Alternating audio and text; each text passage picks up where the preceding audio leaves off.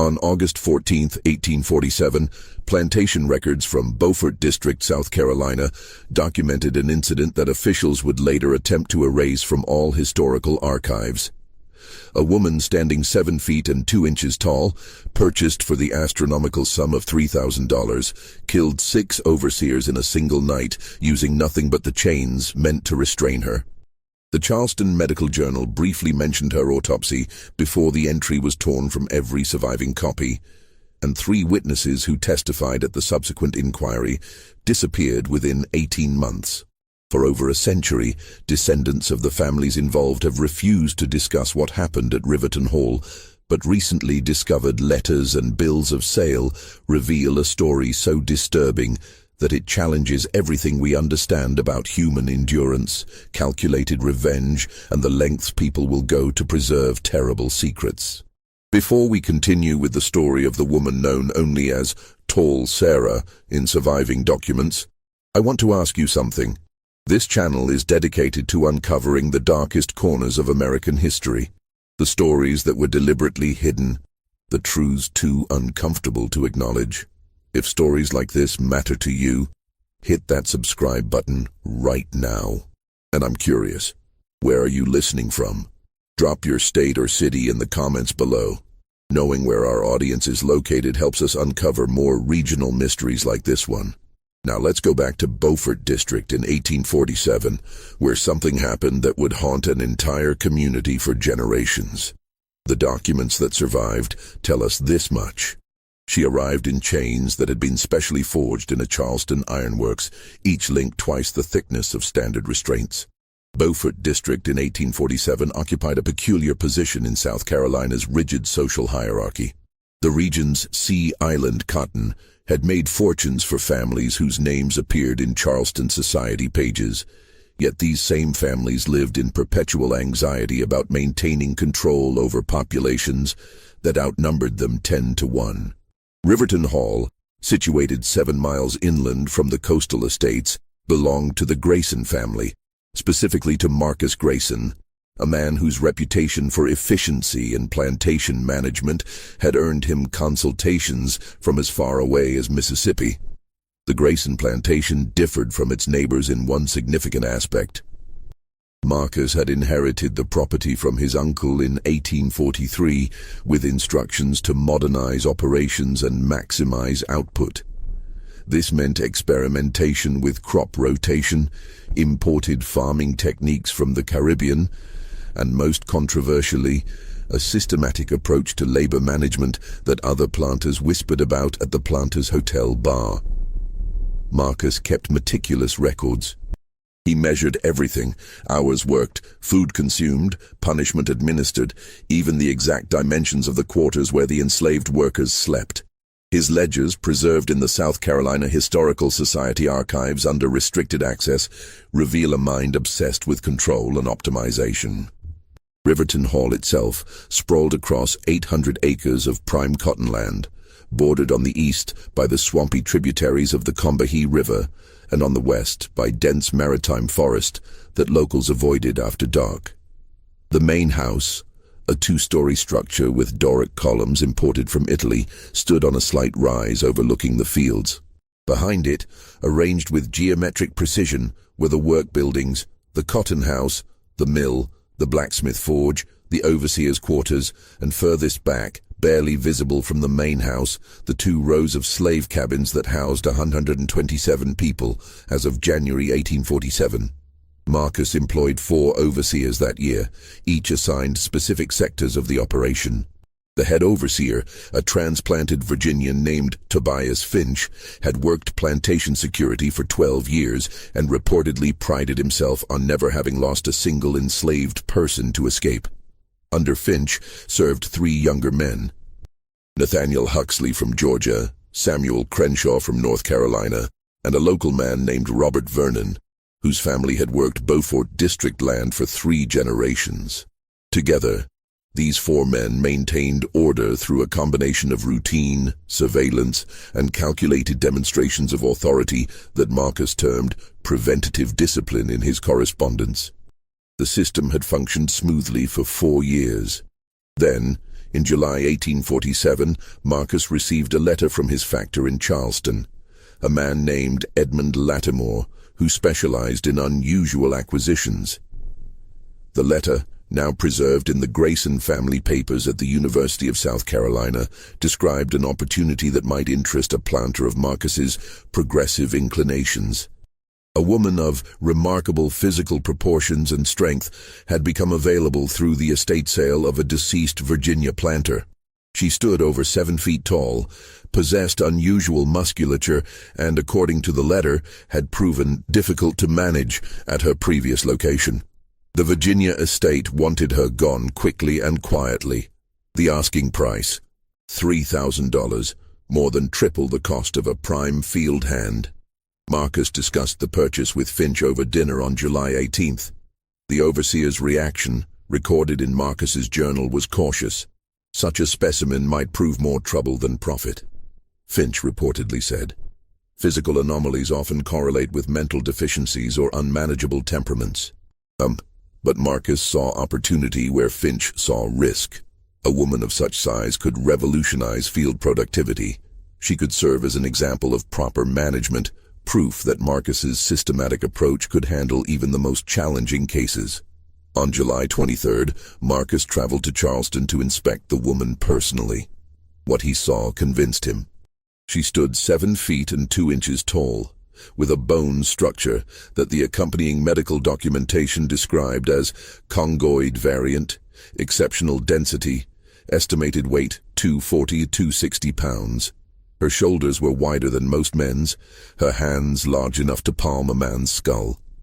But what impressed Marcus most, according to his journal entry that night, was her eyes. Alert, calculating, possessed of an intelligence that suggested careful observation and retention of information. He purchased her on the spot, along with the specialized restraints that had been commissioned for her transport. The bill of sale, dated July 24, 1847, lists her simply as Sarah, age approximately 28 to 32 years, unusual height, Virginia born, sold as is with no warranty of temperament. No surname, no family history, no record of her previous labor or the circumstances that had made the Virginia estate so eager to sell her. She arrived at Riverton Hall on August 3, 1847. Transported in a reinforced wagon with sides that had been heightened to accommodate her frame. The chains that bound her wrists and ankles had been forged specifically for her dimensions, each cuff 4 inches wide, each chain link thick as a man's thumb, the whole apparatus weighing approximately 40 pounds. Marcus had ordered additional security measures, a high-walled wagon bed, 2 armed guards riding alongside, and strict instructions that she was not to be released from restraints until proper accommodations had been prepared at Riverton Hall. The other enslaved people at Riverton Hall had heard rumors of her arrival for days. Word traveled through the quarters with the peculiar efficiency that Marcus never fully understood, despite his attempts to monitor and control information flow. By the time her wagon rolled into view, every person not actively working in the fields had found reasons to be within visual range of the main yard. What they saw disturbed them in ways that went beyond her physical size. One woman, called Dinah in the records, later testified that she looked at us like she was counting, like she was taking measure of something we couldn't see. Another, a man named Jupiter who worked the stables, said, "Her face had no fear in it, and that scared me worse than if she'd been crying or fighting. She looked like she was waiting for something." Marcus had ordered the construction of a special holding area in one of the storage buildings, a room with reinforced door, barred window, and a floor-mounted ring where her chains could be secured. Finch objected to the location, arguing it was too close to the regular quarters, but Marcus insisted. He wanted the other enslaved people to see her, to witness proper management of even the most challenging case. It would serve, he believed, as both demonstration and deterrent. The first 3 days passed without incident. Sarah was fed twice daily, allowed limited movement within her secured room, and subjected to what Marcus called observational assessment. Finch and his men took turns watching her through the barred window, noting her behaviors, her responses to commands, her physical capabilities. Marcus visited personally each morning, accompanied by Dr. Samuel Pritchard, the local physician who maintained a side practice in plantation health management and had expressed scientific interest in examining someone of Sarah's unusual proportions. Dr. Pritchard's notes from those examinations, discovered in 1962 in the basement of a demolished Charleston Medical College, provide unsettling details. He measured her skull, her limbs, her bone density. He tested her strength by having her grip metal bars while he applied weight. He noted that her pulse remained steady even under stress, that her breathing never became labored, that she tolerated pain with a stoicism suggesting either unusual pain threshold or remarkable mental discipline. But what disturbed Pritchard most, based on his private journal entries, was her silence. She never spoke, never cried out during the examinations, never responded to questions in English or the limited French that Pritchard attempted. She simply watched, her eyes following every movement in the room, her expression neutral except for occasional moments when Pritchard swore he detected something calculating, almost mathematical, in the way she studied the door hinges and chain attachments. On the fourth day, August 7th, Marcus decided she was ready for integration into the work schedule. He instructed Finch to have her fitted with the standard work restraints, lighter chains that would allow field labor while preventing running, and assigned her to cotton picking under the supervision of Nathaniel Huxley, who oversaw the Western field crews. What happened next would become the subject of conflicting accounts in the testimony that followed. Huxley's version, given to the magistrate 2 weeks later, claimed that Sarah had attacked him without provocation when he attempted to adjust her chains. But testimony from 3 enslaved workers in that field, testimony obtained only because the investigating authorities needed to establish a timeline, told a different story. They described how Huxley had ordered Sarah to kneel for the chain adjustment, how she had complied without resistance, and how Huxley had then struck her across the face with his coiled whip, not as punishment for any infraction, but as what he called establishing proper understanding from the start. Sarah had not reacted, had not cried out or flinched or shown any sign that the blow had registered. She had simply continued kneeling, her eyes fixed on Huxley's face, her expression unchanged. This lack of reaction had apparently unnerved Huxley, because he struck her again, harder, drawing blood from her lip. Still nothing. No sound, no movement, no emotion visible on her face. It was Huxley who had broken first. According to the testimony, he had stepped back, his own hand trembling slightly, and ordered her to stand and begin working. She had risen to her full height, towering over Huxley by more than a foot, and moved to the cotton rows without a word. For the rest of that day, she worked with mechanical efficiency, picking cotton at a rate that matched 3 normal workers, never slowing, never resting, her chains rattling rhythmically as she moved through the rows. That night, after the work crews had returned to their quarters and the evening meal had been distributed, Finch made a decision that would alter everything that followed. He instructed his 3 subordinate overseers to join him in conducting what he termed a comprehensive orientation session with Sarah. The stated purpose, recorded in Finch's daily log, was to establish clear behavioral expectations and demonstrate the consequences of resistance or non-compliance. The session was scheduled for 9 p.m. in Sarah's holding room, after the rest of the enslaved population had been locked in their quarters for the night. Marcus Grayson would later claim he had not been informed of this session in advance, though letters found in his desk drawer suggested otherwise. What is certain is that at approximately 8:45 p.m. on August 7, 1847, Finch, Huxley, Crenshaw, and Vernon gathered outside the storage building where Sarah was held, each man carrying the implements of their trade: whips, clubs, leather straps, and in Finch's case, a set of iron devices called thumb screws that were technically illegal in South Carolina, but widely used in private discipline sessions. 2 enslaved men, Jupiter from the stables and a man named Abraham who worked the cotton house, were ordered to stand guard outside the building with instructions to prevent anyone from approaching. Both men would later testify that they had been positioned deliberately out of direct sight of the holding room's barred window, but close enough to hear. What they heard over the next hour would haunt them for the rest of their lives, though they would struggle to put it into coherent narrative form.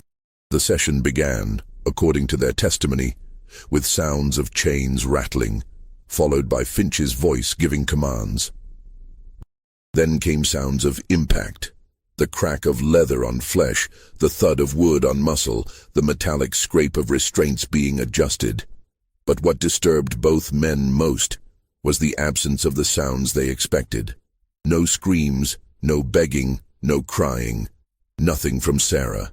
Just the rhythmic sounds of punishment being administered and, occasionally, one of the overseer's voices, though neither Jupiter nor Abraham could make out the words.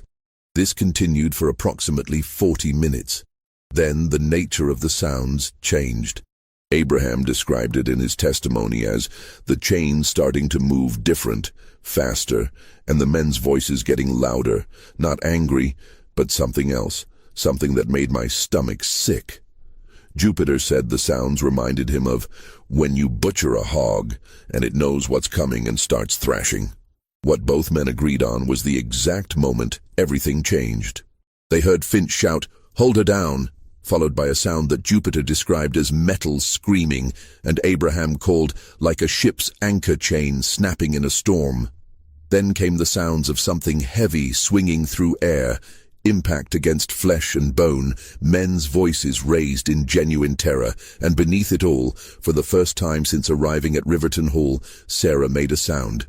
Not a scream or a cry, but a low, sustained vocalization that neither man could adequately describe, except to say it raised the hair on their arms and made them want to run despite the consequences. The chaos lasted perhaps 2 minutes. 2 minutes of impacts, breaking furniture, men shouting commands that went unheeded, and that terrible sustained sound from Sarah. Then silence. Complete, absolute silence that both men later said was somehow worse than the noise that had preceded it.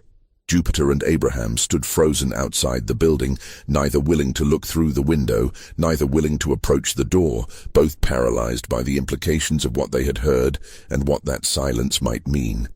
They stood there for perhaps 5 minutes, though both admitted time became elastic in those moments, before the door opened from inside. Sarah emerged, still chained but now holding approximately 6 feet of loose chain in her hands, the end links dripping something dark that reflected the moonlight. She was breathing heavily, the first time either man had seen her show any physical exertion, and her prison dress was torn and stained. She looked at both men with an expression that Abraham later struggled to describe. Not angry, not scared, just empty, like something had gone out of her and left something else behind. She walked past them without speaking, moving toward the main path that led through the plantation grounds. Her gait was measured, purposeful, and despite the 40 pounds of chains she still wore, she moved with a fluidity that seemed to contradict her size. Jupiter and Abraham watched her go, neither man moving to stop her, neither willing to look through that open door to see what she had left behind. It was Abraham who finally found the courage to approach the doorway and peer inside, though he would later say this was the worst decision of his life. The holding room, which measured approximately 12 feet by 15 feet, looked as though something massive and violent had occurred in a very confined space. The floor-mounted ring where Sarah's chains had been secured had been torn completely free from the floorboards, the surrounding wood splintered upward. Furniture that had been in the room, a small table, 2 chairs, had been reduced to fragments scattered across the floor. And there, in various positions around the room, were Finch, Huxley, Crenshaw, and Vernon. Abraham did not enter the room, did not need to. Even from the doorway, even in the limited light from the single oil lamp that had somehow remained lit through whatever had transpired, he could see enough to know that all 4 men were dead. The specific nature of their injuries would be documented later by Dr. Pritchard and the examining magistrate, But Abraham noted only that they looked like they'd been hit by something heavier than any human should be able to swing, and hit more times than you could count. He backed away from the door, turned to Jupiter, and said simply, "We need to wake Mr. Grayson." But Sarah was not running. Instead, she was walking methodically through the plantation grounds, following the main path toward the quarters where the other enslaved people were locked for the night. Several people, awakened by the sounds of the earlier disturbance, watched from their cabin windows as she passed. One woman, called Rachel in the records, later testified that Sarah moved like she had somewhere specific to go, like she was walking toward something she'd planned for a long time. Sarah stopped at the quarters building that housed the plantation's blacksmith forge and workspace. The door was locked, but this proved no obstacle. Using the chain still attached to her wrist cuffs, she broke the lock with 3 measured strikes and entered the building. People watching from nearby cabins could see her silhouette moving in the darkness, hear the sounds of metal on metal, see occasional sparks from the forge area. She remained inside for approximately 15 minutes. When she emerged, the chains that had bound her wrists and ankles were gone. In their place, she carried tools, a hammer, a chisel, something that looked like a pry bar. And she was walking toward the storage building that served as the plantation's secure facility for holding problematic enslaved people awaiting sale or transfer to harsher labor conditions. This building, constructed of heavy timbers with a reinforced door and no windows, held 3 people that night. 2 men who had attempted to run the previous month, and a woman who had fought with an overseer. Sarah approached the door and, using the tools she had taken from the forge, began dismantling the lock mechanism. It took her perhaps 5 minutes. 5 minutes during which more and more people in the quarters awakened and watched from their windows. No one quite understanding what they were witnessing, but all sensing that something fundamental had shifted in the power dynamics that governed their lives. When the door opened, the 3 prisoners emerged, blinking in the moonlight. Sarah did not speak to them, did not acknowledge them beyond a gesture toward the woods that bordered the western edge of the plantation. They stood frozen for a moment, clearly terrified of the consequences of accepting what she was offering. Then all 3 ran for the tree line and disappeared into the darkness. Sarah did not follow them. Instead, she turned and began walking toward the main house. By this time, approximately 30 minutes after Abraham had discovered the bodies in the holding room, Marcus Grayson had been awakened and had sent riders to fetch the magistrate and Dr. Pritchard. But before any authority could arrive, while Marcus barricaded himself in his house with his wife and 3 children and his loaded hunting rifle, Sarah reached the front steps of Riverton Hall's main residence. She did not attempt to enter, did not make threats or demands. Instead, according to testimony from enslaved people who witnessed the scene from various vantage points around the plantation grounds, she stood at the base of the steps, her 7-foot frame clearly visible in the light of the house's front lamps, and simply waited, watching the door with that same neutral expression that had disturbed so many people during her brief time at Riverton Hall. She stood there for 2 hours unmoving as riders galloped away into the darkness to summon help. She stood there as the other enslaved people, realizing they were not being restrained or punished for watching, gradually emerged from their quarters and formed a loose semicircle behind her, not joining her but not opposing her either, simply bearing witness to something none of them had words to describe.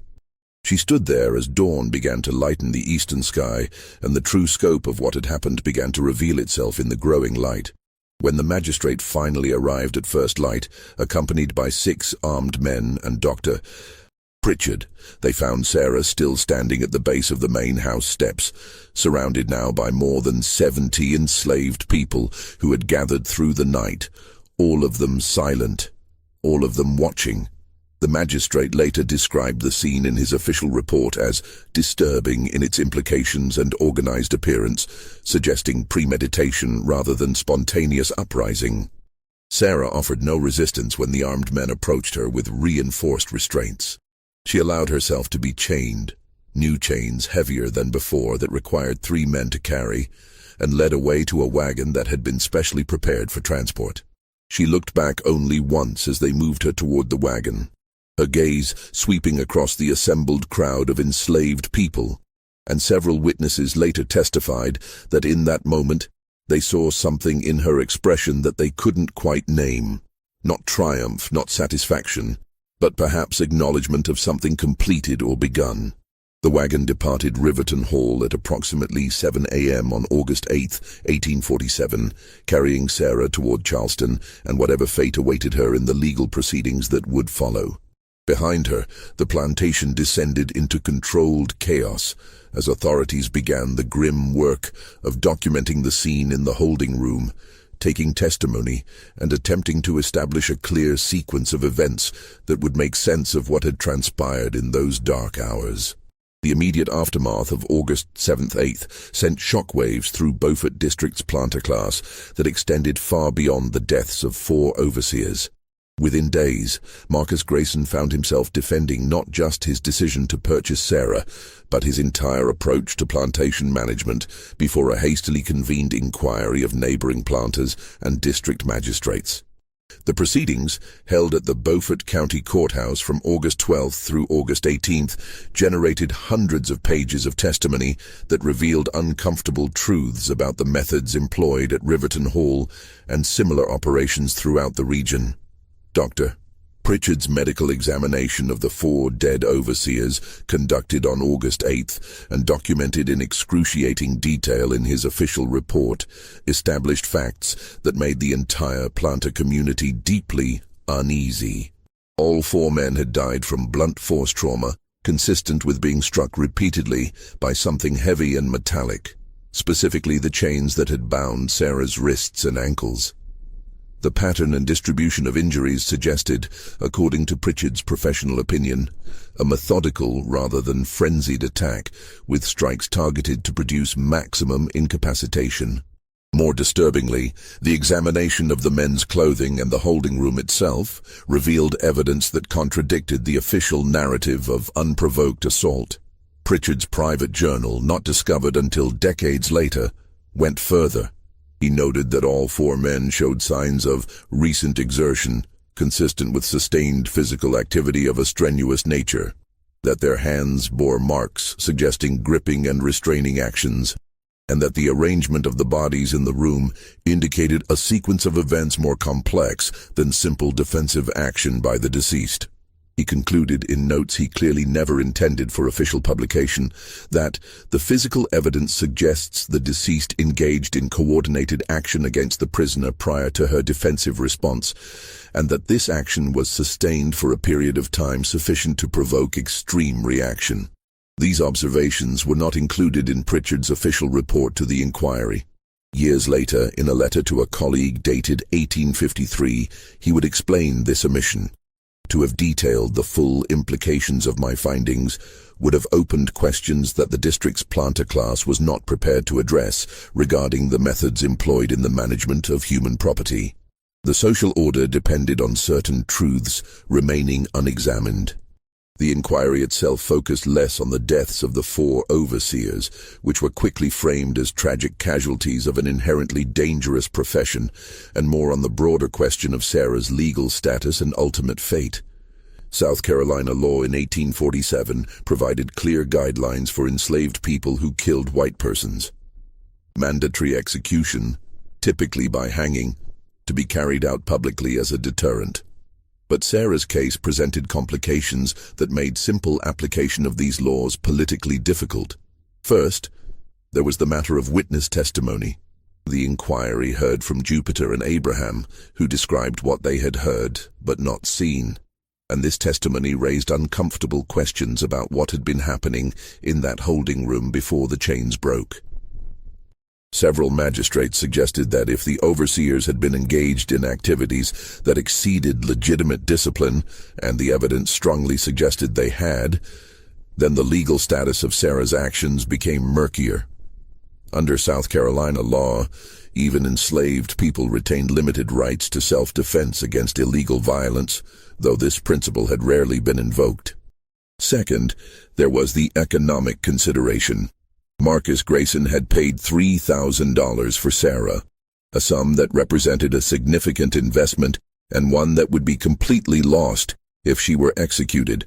Grayson argued through his attorney that the deaths had resulted from inadequate restraint procedures rather than inherent viciousness in Sarah, and that with proper management she could still provide valuable labor. Several other planters, already concerned about the financial implications of the case for their own operations, supported this view. Third, and most troubling from the inquiry's perspective, there was the reaction of the enslaved population. In the week following the incident, not a single escape attempt had been reported from Riverton Hall, unusual given the chaos and reduced supervision. But the enslaved people had not returned to normal work rhythms either. They moved through their assigned tasks with mechanical efficiency, but without the small gestures of accommodation and deference that usually characterize the plantation's daily operations. Several overseers from neighboring plantations reported similar changes in their own enslaved population's behavior, as word of Sarah's actions spread through the communication networks that planters never fully understood or controlled. The inquiry concluded on August 18th with a compromise verdict that satisfied no one but avoided the worst political and economic consequences for all involved parties. Sarah would not be executed immediately, but would be held in secure custody pending further evaluation of her mental state and capacity for rehabilitation. Marcus Grayson would forfeit his investment. Sarah would be considered property of the state, but would not face charges related to inadequate supervision or the deaths of his overseers. The families of the 4 dead men would receive compensation from a fund established by collective contribution from district planters, and the specific details of what had occurred in the holding room would be classified as sensitive to ongoing security considerations and excluded from public court records. Sarah herself had been present for only one day of the inquiry proceedings, August 13th, when the magistrates insisted on viewing her personally to assess her mental state and physical condition. She was transported from the Charleston jail, where she had been held in a specially reinforced cell, and brought into the courthouse under heavy guard. Contemporary newspaper accounts from the Charleston Mercury and the Beaufort Republican describe the scene with language that reveals the deep unease her presence generated. The woman stood before the assembled magistrates with neither defiance nor submission visible in her bearing, wrote the Mercury's correspondent.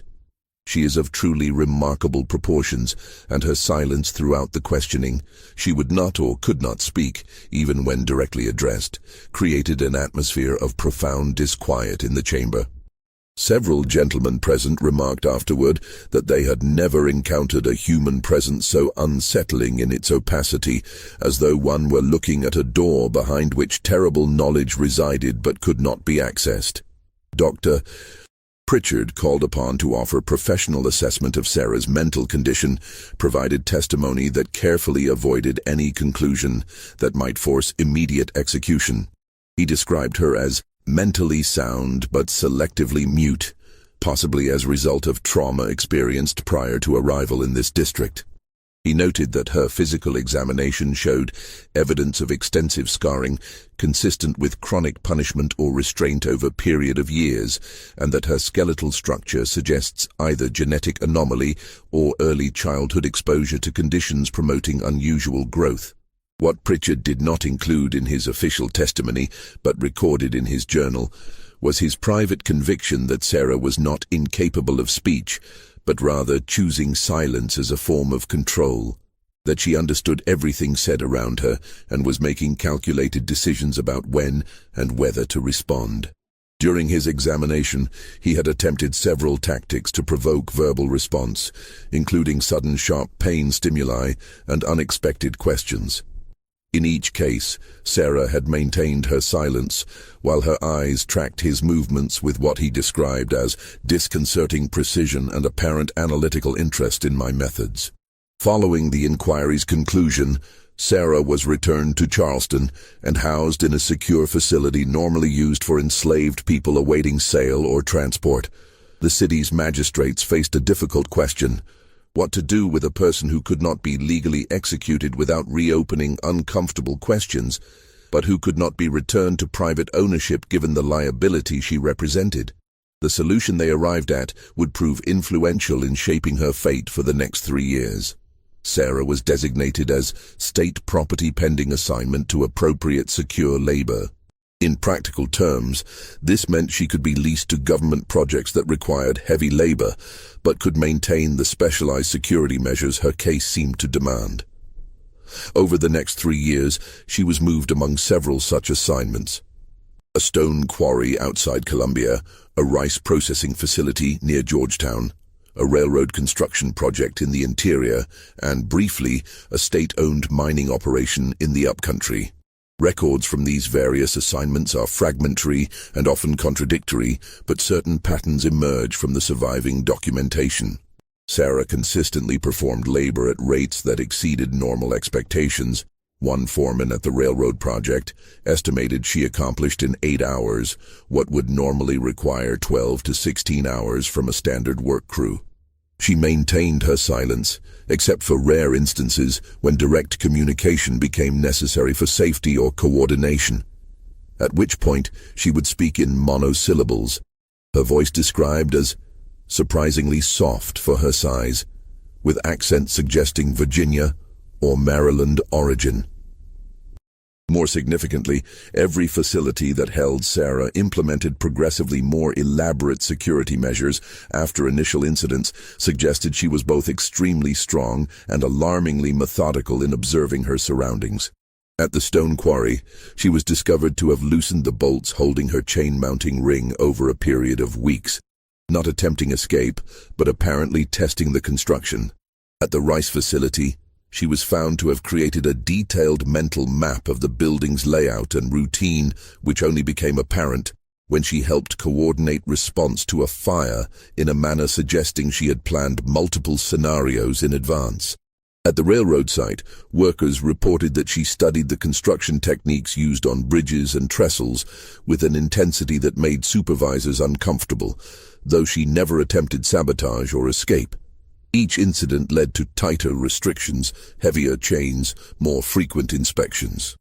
Yet Sarah adapted to each new security measure with what observers consistently described as unsettling patience, as though she was simply gathering information about increasingly sophisticated containment systems without any immediate intention to test them.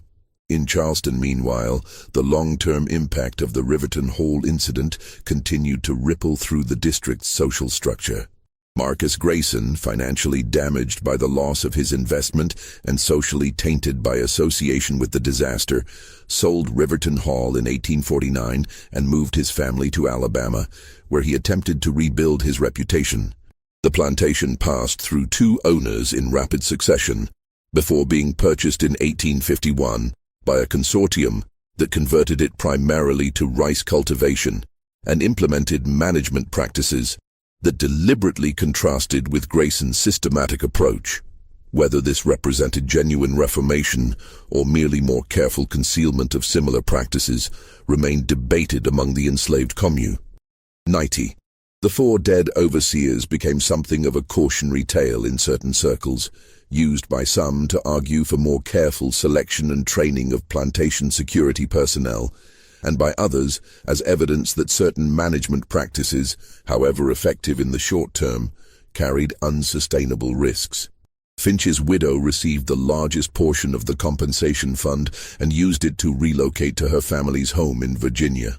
The families of Huxley, Crenshaw, and Vernon remained in Beaufort District, though they avoided discussing the incident in specific terms, referring to it obliquely as the trouble at Grayson's place in the rare instances when it came up in conversation. Among the enslaved community throughout the region, Sarah became something more complicated than a simple folk hero. Stories circulated about her, some accurate, many embellished or entirely invented, but the tone of these stories varied considerably, depending on who told them and in what context. Some people spoke of her with something like awe, as someone who had done what most could only imagine. Others expressed deep ambivalence, noting that her actions had led to increased security measures and heightened suspicion throughout the district, making everyone's daily life more difficult and constrained. Still others saw her as a cautionary tale about the cost of resistance. noting that despite killing 4 overseers, she remained in bondage and in conditions far harsher than most enslaved people endured. The 3 people Sarah had freed from the punishment building on that August night in 1847, 2 men and a woman, all successfully reached free territory, according to later accounts that filtered back through the Underground Railroad network. Their testimonies, recorded years later in Canada and Ohio, provided some of the most detailed descriptions of Sarah's physical presence and demeanor. All 3 emphasized her silence and the sense of inevitability she seemed to carry, as though she were acting out a sequence she had planned long in advance. One man described her as, like watching a storm approach. You knew something powerful was coming, but you couldn't stop it or understand it, only witness it. In 1850, a medical journal published a brief article titled Observations on Physical Anomalies in the Negro Race, authored anonymously but clearly based on Dr. Pritchard's examination of Sarah. The article, which claimed to describe several cases of unusual physical development, devoted 3 paragraphs to a woman of exceptional height and bone density examined in coastal South Carolina, and speculated about the hereditary and environmental factors that might produce such variation. The article drew criticism from some medical colleagues who questioned whether it was appropriate to publish findings that might be used to support theories about racial classification and hierarchy. The journal's editor defended the publication on scientific grounds, but agreed to withhold the specific name and location of the subject to protect sensitive parties involved. It was this article that brought Sarah's case to the attention of Dr. Franklin Lowell Hayes, a physician and anatomist based in Augusta, Georgia, who had developed a particular interest in what he termed physiological extremes within enslaved populations. Hayes had published several papers arguing that such extremes represented valuable data for understanding human variation, and that the enslaved population provided an unprecedented opportunity for systematic study that should not be wasted. His interest in Sarah was not humanitarian, but scientific. He saw her as a potentially unique specimen whose anatomical structure might reveal principles applicable to broader theories about race, development, and human capability. In early 1851, Hayes wrote to the South Carolina authorities proposing that Sarah be transferred to his facility in Augusta for comprehensive medical study.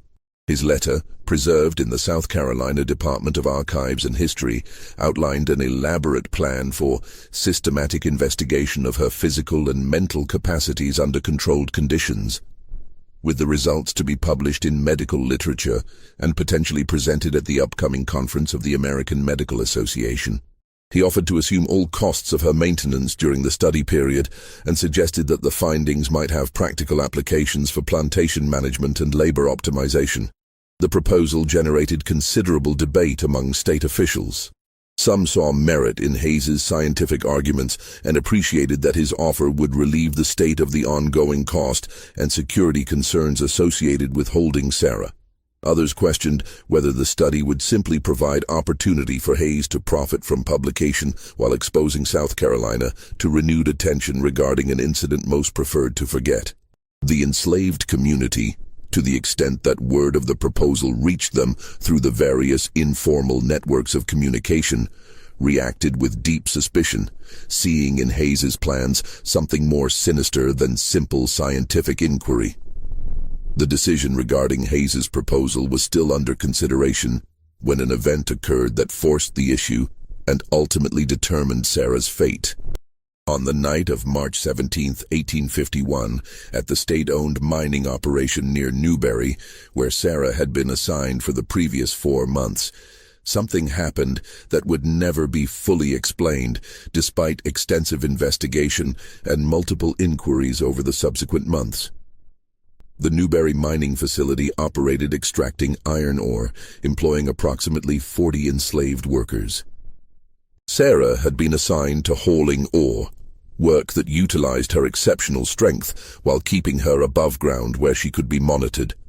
The night guard, Thomas Rutledge, reported hearing unusual sounds around 2 a.m. coming from the mine entrance.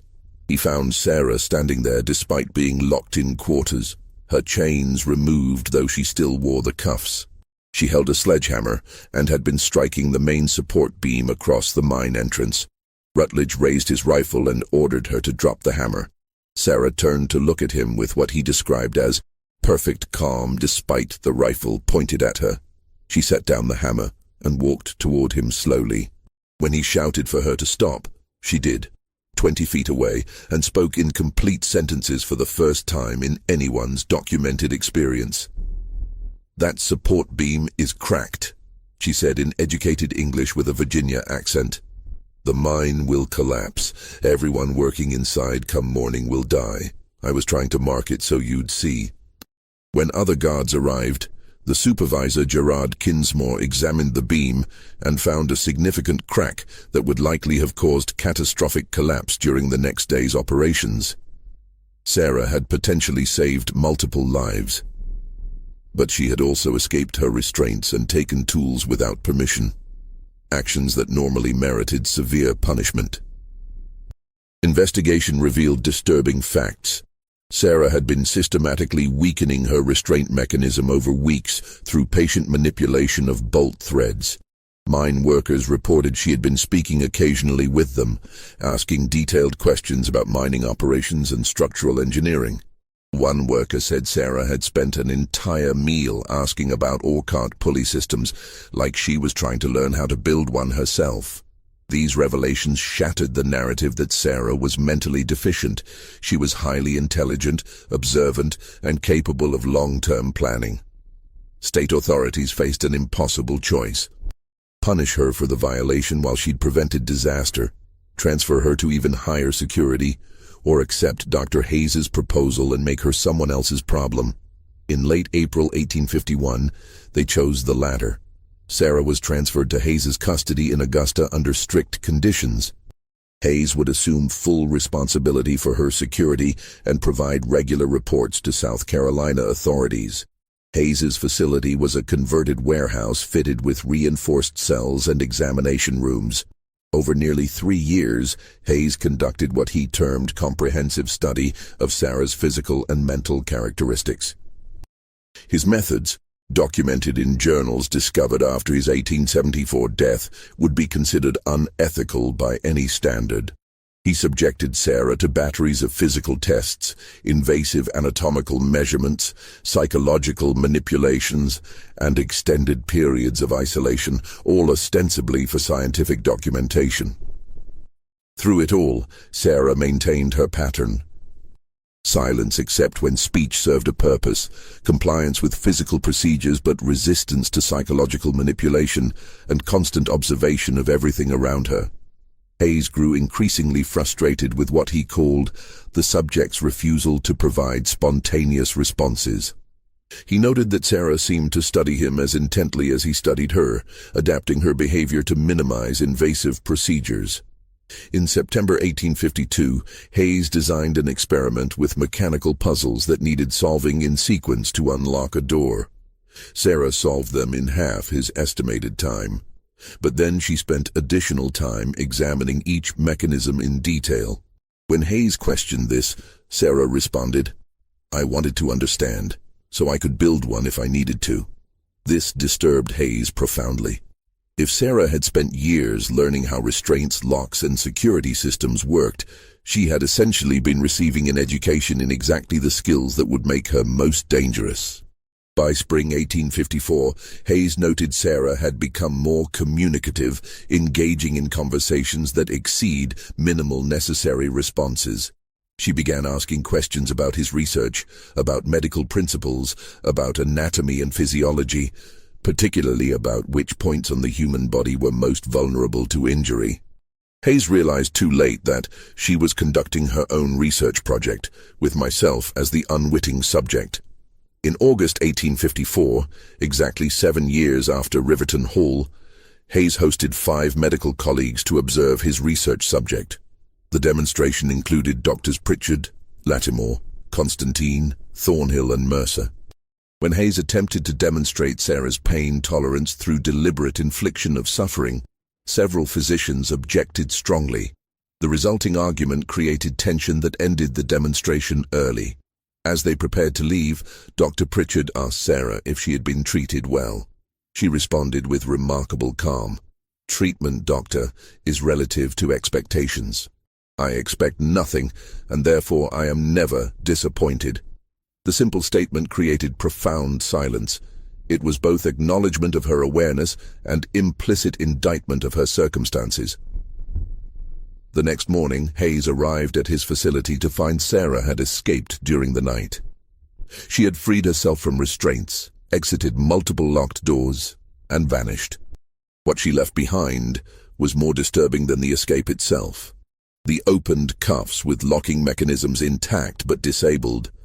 A detailed drawing of Hayes's facility layout showing room functions and guard routines, and a note in clear handwriting.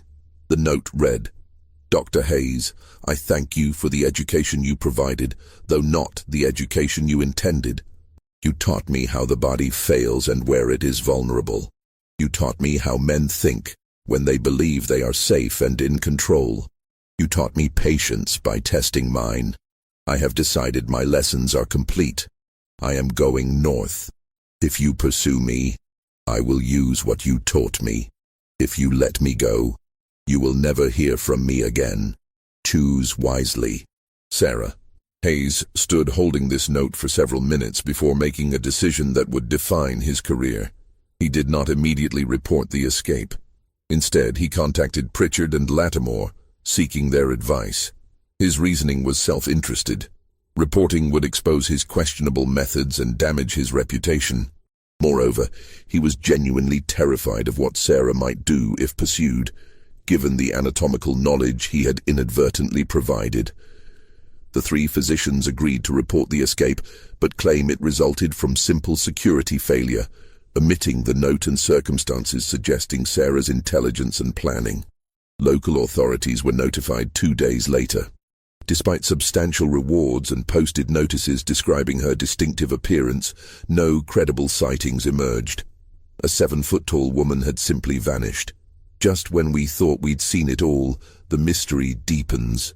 If this story is giving you chills, share this video with a friend who loves dark historical mysteries, hit that like button to support our content, and don't forget to subscribe to never miss stories like this.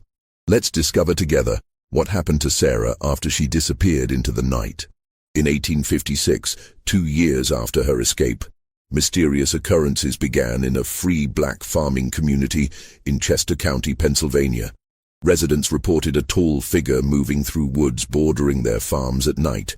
Someone who moved with surprising silence despite her size, never threatening but always observing, as though studying the rhythms of free life from a careful distance. Then came more direct interactions. A replacement plow blade appeared at the Johnsons' farm the morning after theirs broke. Carpentry tools materialized at the Washingtons' workshop. Quality items always left where they would be found, never with explanation. On 3 occasions, barn fires were discovered and extinguished before major damage occurred, and witnesses reported seeing a tall figure walking away, not fleeing but moving with purpose, as though having completed necessary work. The community's leader, Isaiah Freeman, a blacksmith who owned his farm and workshop free and clear, began leaving written messages at locations where the figure had been seen. His notes expressed curiosity rather than hostility, offering welcome to someone who seemed to need help. For weeks, silence.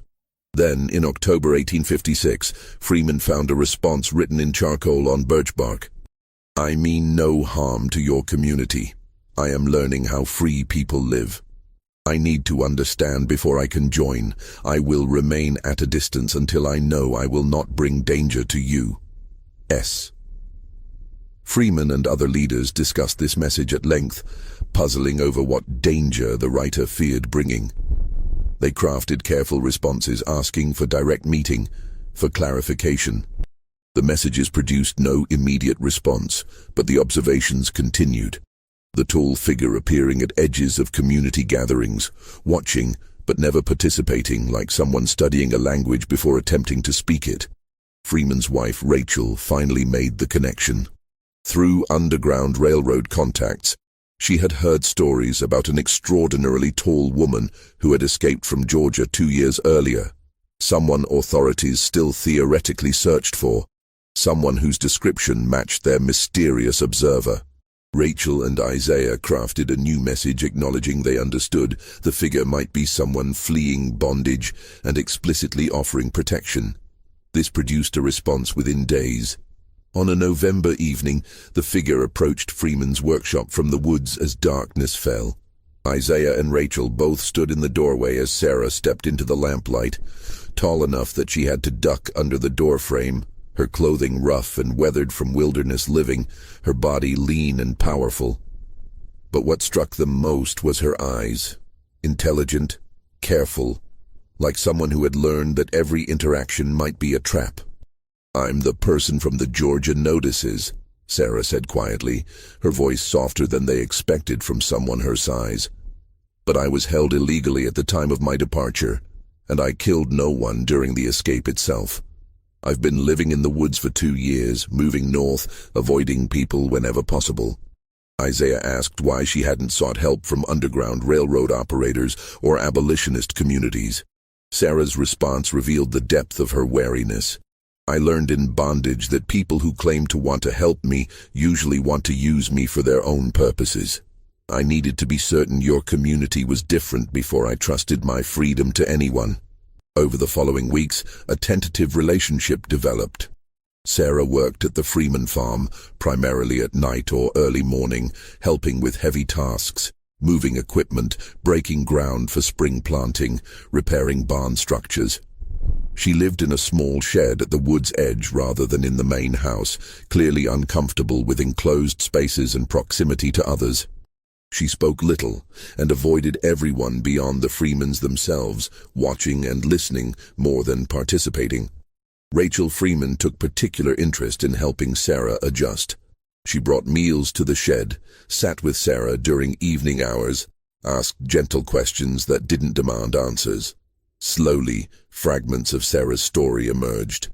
Her childhood in Virginia, sold away from her mother at age 11. The years moving among labor sites, always valued for strength, but always suspected. And Riverton Hall, Sarah spoke of it only once, briefly. "They were doing things that would have killed me eventually.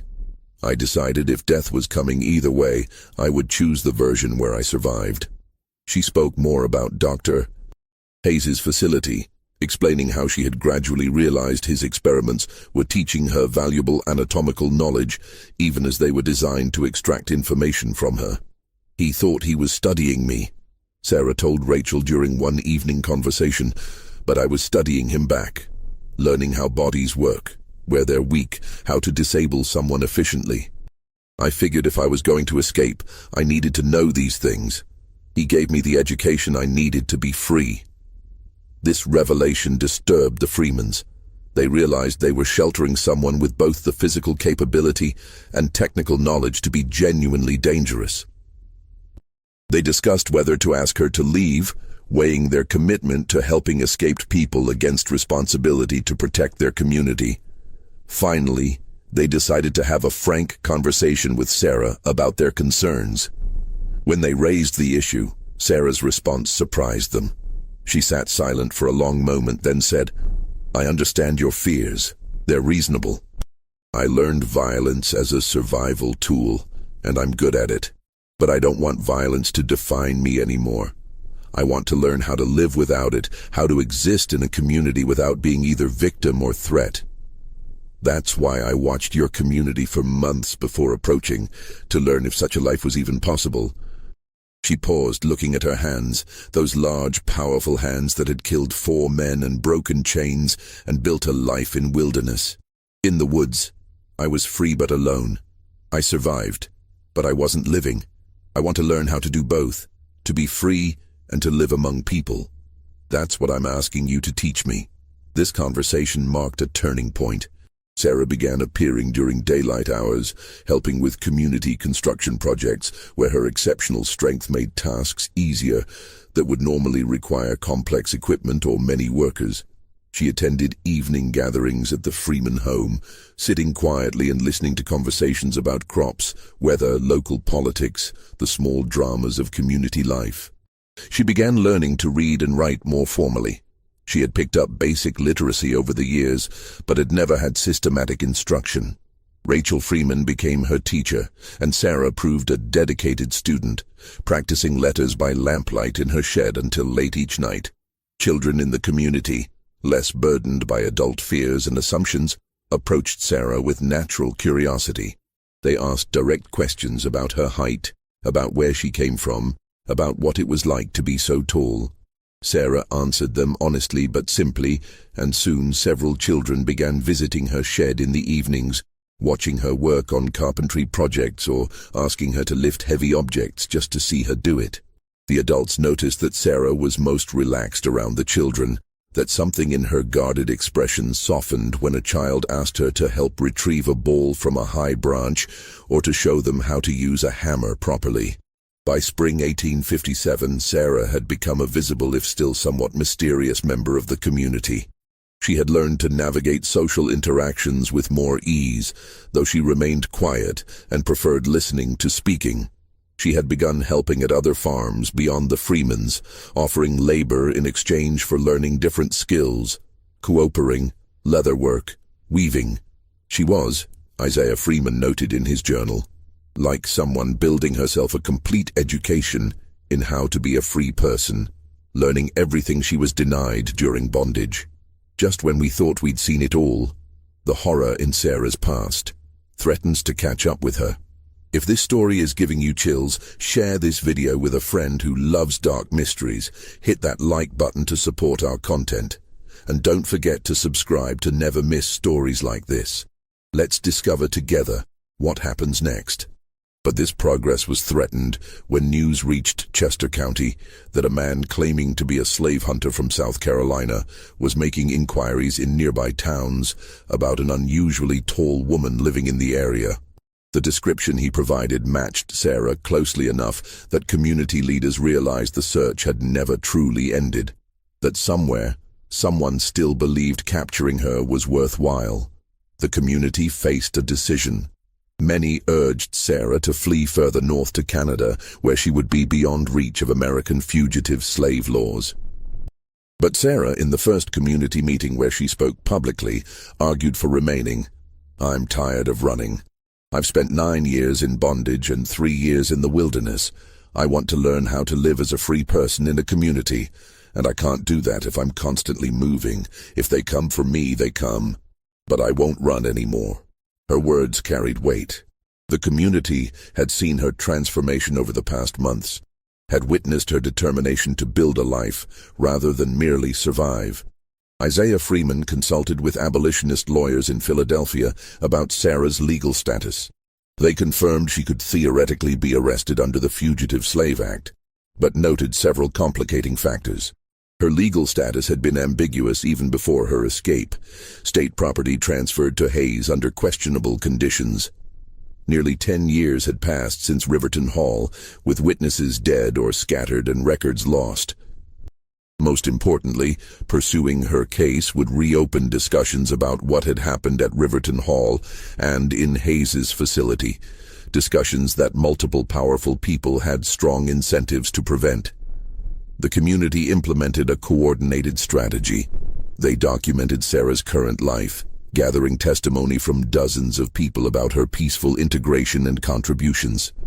They prepared legal papers arguing that pursuing her would serve no legitimate purpose beyond perpetuating injustice, and they made it known through various channels that any attempt to take Sarah by force would meet with organized resistance.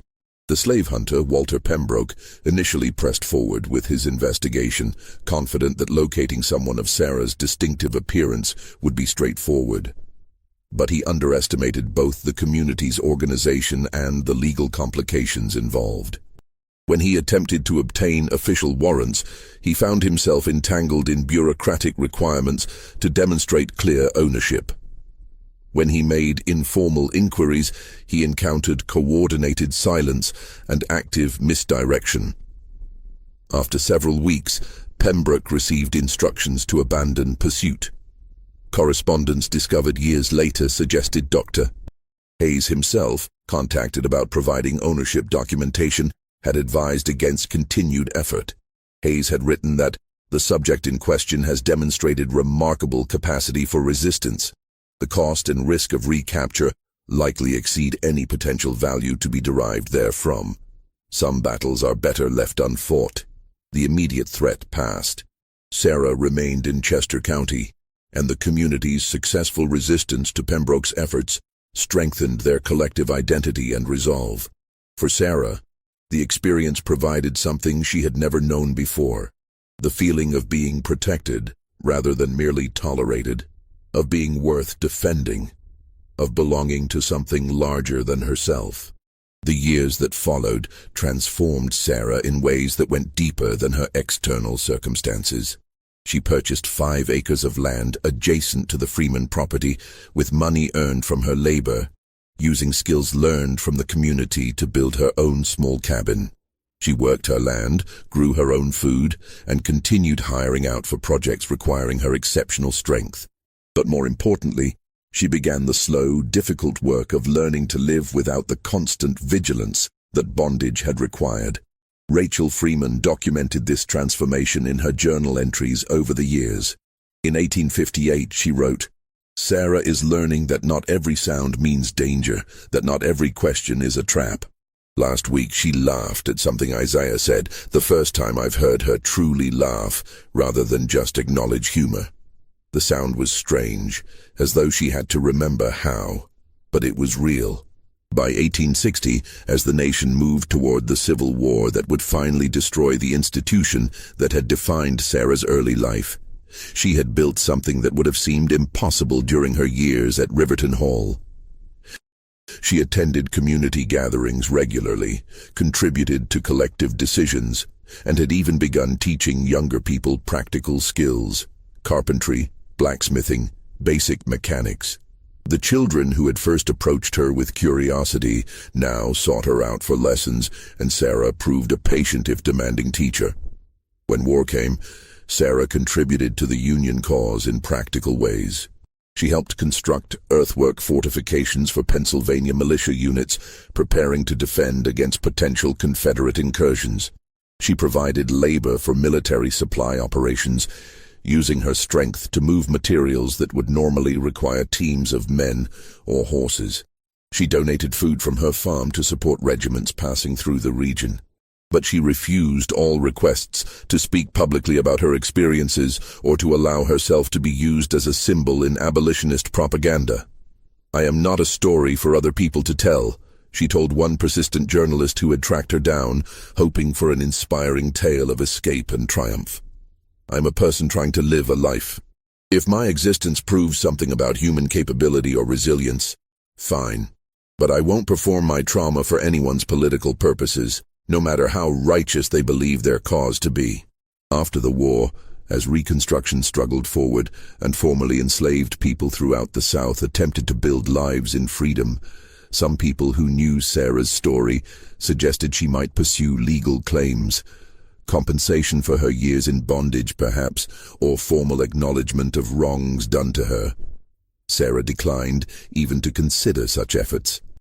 Going back to that life, even to seek justice, would give it more power over my present than it deserves, she explained to Isaiah Freeman.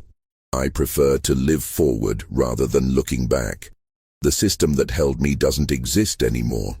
The men who abused me are dead or old. What would I gain by dredging up those years except more pain? I'd rather spend my energy building something good than fighting ghosts." But Sarah did speak occasionally about her experiences in carefully chosen contexts. She talked with other formerly enslaved people who struggled with the transition to freedom, sharing what she had learned about building a life after trauma. She advised young people in the community about patience, about the long work of healing, about choosing who you wanted to become rather than being defined by what had been done to you.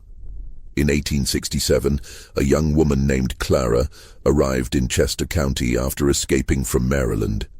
Clara was tall, not as tall as Sarah, but tall enough that she had been singled out for harsh treatment and constant surveillance during bondage. She arrived traumatized, unable to sleep in enclosed spaces, flinching at sudden movements, speaking only in whispers. The community brought her to Sarah. Over the following months, Sarah and Clara spent hours together. They worked side by side in Sarah's fields, Clara gradually learning that physical labor could be chosen rather than forced. They sat together in the evenings, Sarah talking quietly about her own journey from survival to living. Rachel Freeman noted in her journal that Sarah is teaching Clara what Sarah herself had to learn alone, that freedom is not just absence of chains, but presence of choice, and that learning to make choices after years of having none is its own kind of difficult work. Clara eventually built her own life in Chester County, establishing a small farm and becoming a valued member of the community. Years later, she would say that Sarah had saved her life, not through dramatic rescue, but through patient example of what was possible, through proof that someone could survive terrible things and still become whole. As Sarah moved through her 40s and into her 50s, she became an elder figure in the community, someone younger people sought out for advice, someone whose presence at community discussions carried weight, someone whose story was known but not defined by trauma. She remained physically impressive, her strength enduring well past the age when most people began to slow.